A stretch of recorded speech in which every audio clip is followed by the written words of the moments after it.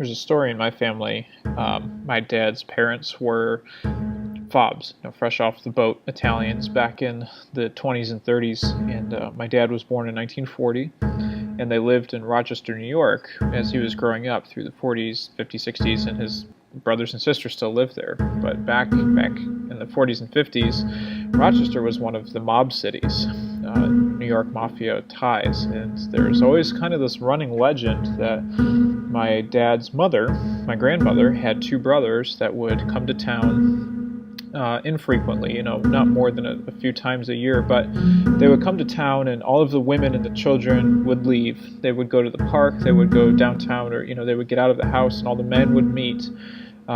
They would never talk about what they talked, about in the meetings. They would never, share much more than pleasantries as the women and kids were leaving. And so there was always kind of this weird feeling that maybe there was some mob connection.